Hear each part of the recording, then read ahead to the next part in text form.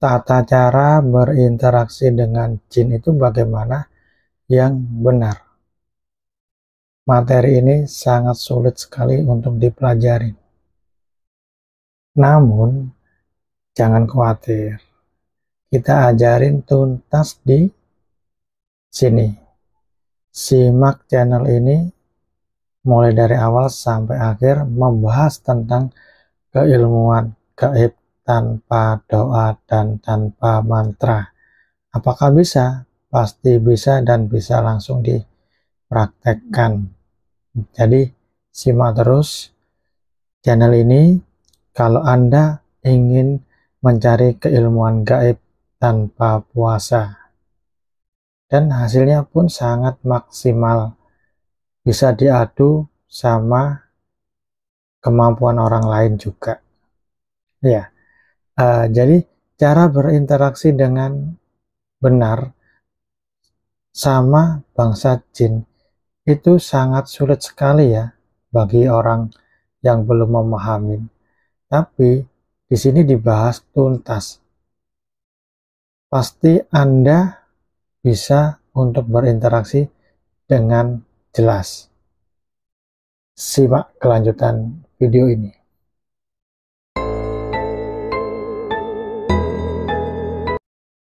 Assalamualaikum warahmatullahi wabarakatuh.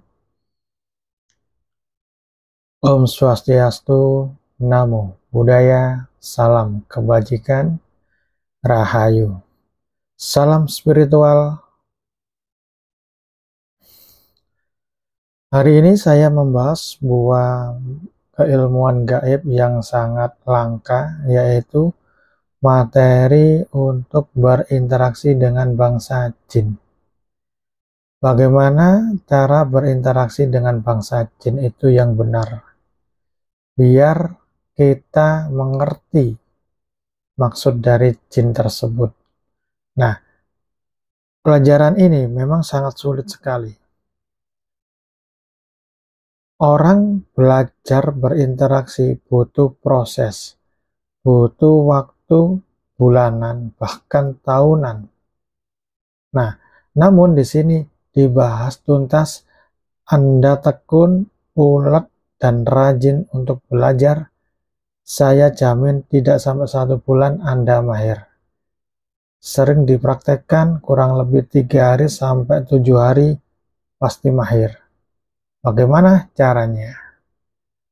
Tentu saja kita harus bisa mengaktifkan sukma terlebih dahulu.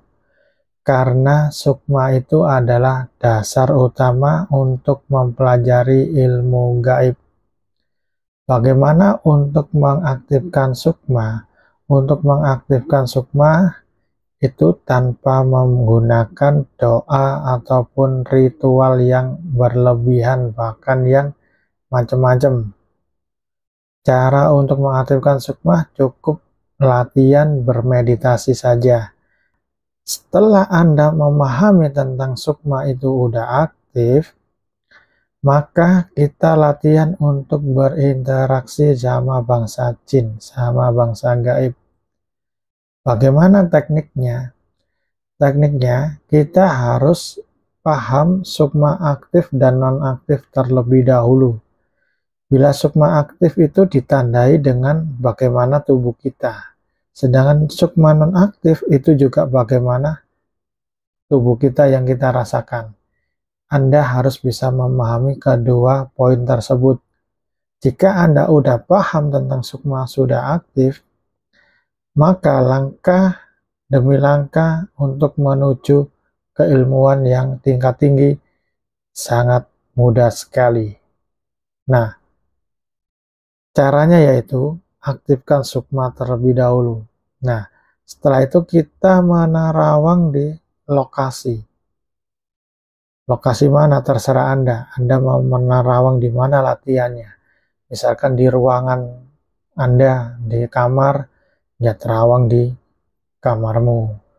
Kamu bermeditasi di luar, ya terawang di luar daerah situ.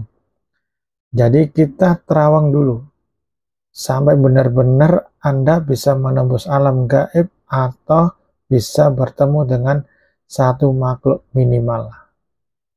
Jika Anda udah bertemu dengan makhluk gaib, bahkan atau bisa langsung masuk di alam jin, selanjutnya kita melatih untuk berinteraksi dengan beliau. Nah, bagaimana caranya untuk berinteraksi? Yang pertama kali, ya, caranya yaitu aktifkan sukma, kemudian tadi udah bisa melihat makhluk gaib ataupun alam jin, kemudian kita bertanya sama alam gaib itu, atau kita bertanya sama sosok gaib tersebut. Misalkan Anda udah menerawang melihat di kamarmu itu ada sosok perempuan. Nah, kemudian Anda tanya, menanyakan. Contohnya seperti ini. Assalamualaikum ya gaib. Kita kenalkan dulu kita ya. Perkenalkan, nama saya, misalkan saya sendiri, nama saya Sis Gunawan dari Desa Andriorjo. Baca lagi, Assalamualaikum ya gaib. Sesungguhnya siapakah nama panjenengan? Nah, setelah kita memperkenalkan diri, kemudian kita menanyakan kepada beliau, langkah selanjutnya kita diam, lanjut mengaktifkan sukma lebih mendalam terus menerus. Pikiran jangan sampai mencari siapa namanya ya, dari mana ya, jangan sampai mencari. Jika Anda mencari hal itu, maka tidak terjadi. Kenapa? Karena semakin Anda memikir mencari namanya siapa, sukma Anda semakin non-aktif. Jika setelah kita menanyakan siapakah nama kamu, kemudian kita melanjutkan untuk meditasi, kita mengabaikan, lalu kita melanjutkan meditasi lagi, mendalam lagi, mengaktifkan sukma lagi, tiba-tiba ada suara yang sangat kecil, sangat halus, sangat mendalam. Suara itu bukan didengar dari telinga, melainkan dari hati. Ada suara pelan-pelan, suara misalkan suaranya Ki Ageng Jeriping. Nah, sangat halus. Nah, saat Anda menangkap sinyal ada suara Ki Ageng Jeriping, nah, pikiran Anda jangan sampai menanyakan, apa benar ya namanya ini, kok aneh. Nah, jangan memiliki pola pikir seperti itu. Jika Anda memiliki pola pikir seperti itu, berarti sukmamu nonaktif nanti. Lalu bagaimana setelah kita mendengar suara? Kita tanyakan ulang. Assalamualaikum ya gaib. Apakah nama kamu Ki Ageng Jeriping? Lalu kita diam lagi, bermeditasi lagi, dan jangan mencari lagi.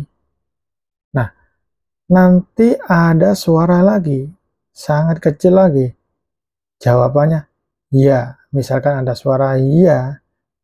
Nah, berarti dia namanya Ki Ageng Jeriping itu benar.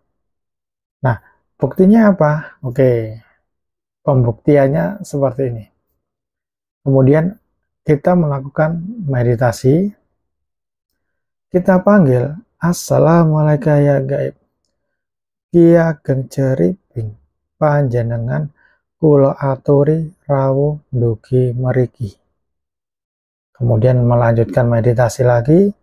Nah, bila yang terlihat bentuknya sama yang Anda lihat, seperti saat menanyakan nama itu, bentuknya sama, warnanya sama, bajunya sama, berarti ya benar, itu namanya Ki Ageng Jeriping. Nah, bila jawabnya tadi tidak, ya, kalau jawabnya tidak, tanya ulang. Assalamualaikum ya gaib, sesungguhnya siapakah nama panjenengan? Sudikah saya untuk mengetahuinya? Nah, dengarkan lagi. Nanti ada jawaban ya. Nah, tanyakan namanya siapa. Seperti itu ya.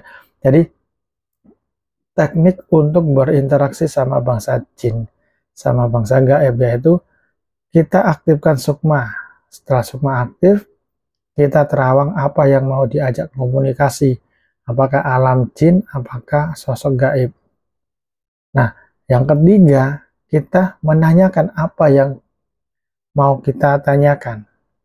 Sedangkan yang keempat, yaitu kita mendengarkan, menghayati, menyukai sampai benar kita mendengar suara yang sangat kecil ada di dalam batin, ada di dalam hati.